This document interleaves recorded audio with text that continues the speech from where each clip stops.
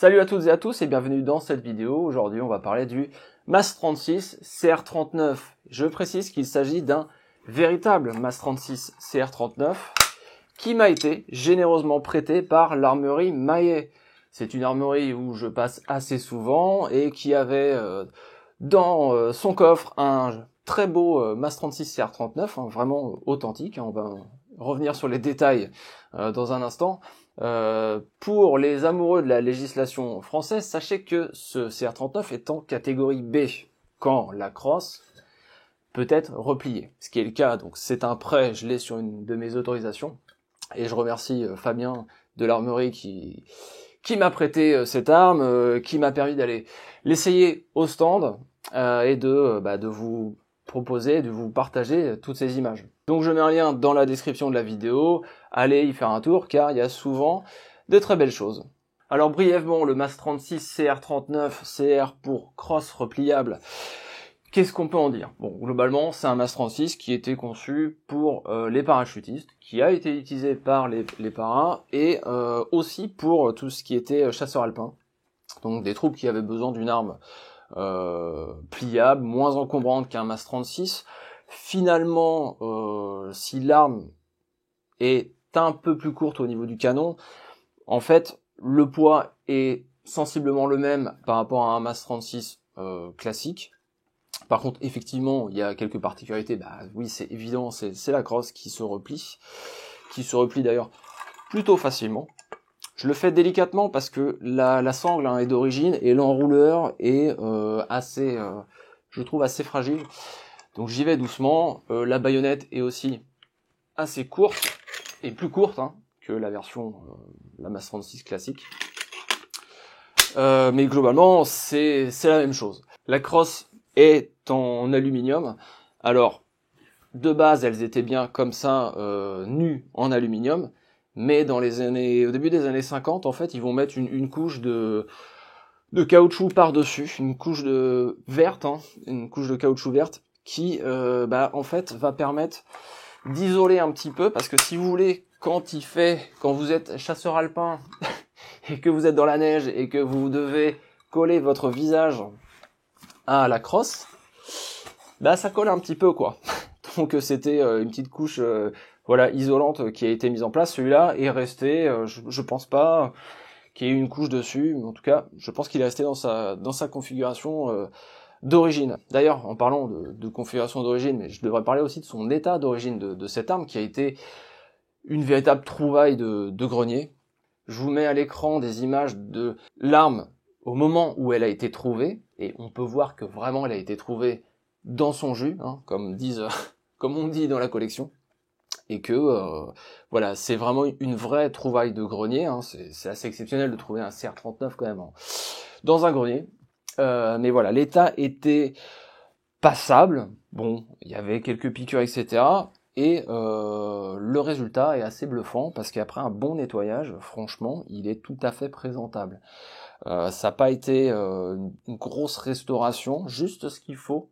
Moi, j'aime bien ce genre de restauration où on refait pas entièrement la peinture, etc. Non, c'est juste on enlève la saleté, on le remet en état, etc. Une chose qui est vraiment cool avec cet exemplaire, c'est que le canon a été préservé. Même si l'état extérieur était pas terrible, non, vraiment l'intérieur est très bon. Je l'ai testé à 100 mètres, voici les résultats que j'ai obtenus. Alors, ok, ça tient un peu à droite, mais c'est pas ça le plus important, c'est le groupement. Et on voit que c'est tout à fait raisonnable. Je précise que j'ai tiré des PPU, donc pas des munitions rechargées qui étaient prévues pour ce CR39 là.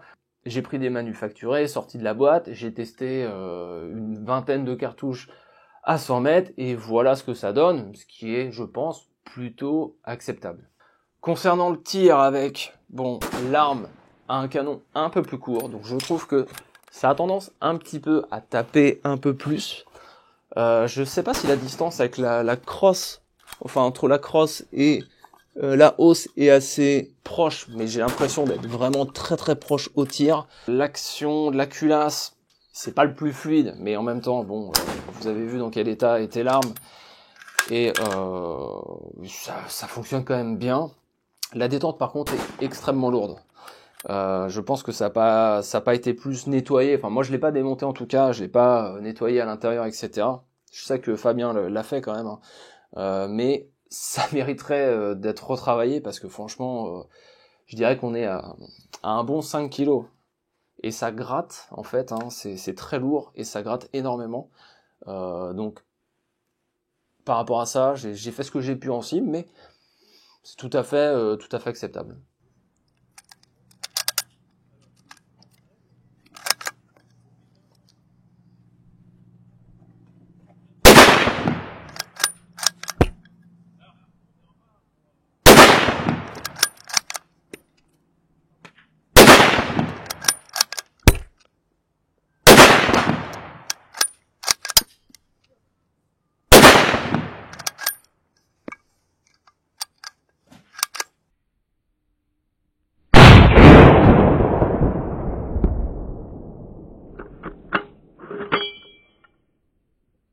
Alors pourquoi j'insiste sur le fait que l'arme soit 100% authentique? C'est parce que les CR39 sont très rares et du coup il y a beaucoup de contrefaçons. Celui-là, il n'y a pas de souci, il est authentique. Pourquoi? Déjà le marquage. Le marquage, masse modèle 1936 CR39 est bien centré.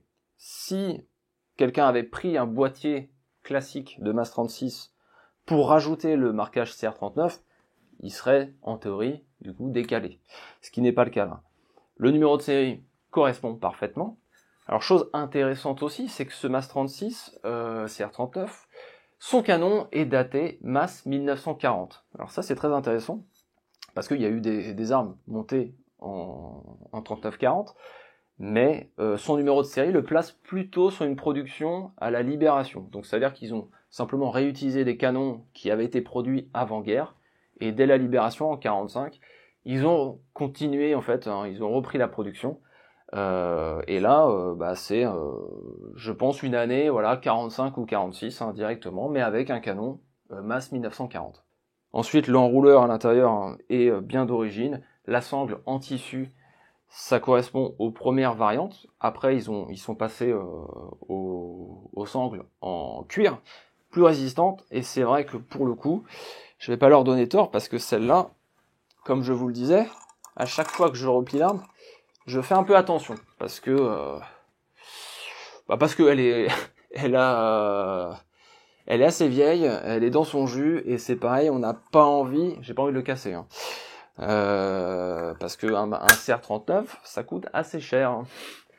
Alors si on regarde un petit peu en détail, bon, en soi, c'est un MAS 36 classique, ça fonctionne exactement pareil. La culasse, c'est la même, il y a un arrêtoir de fin de magasin, on met des clips de 5 cartouches.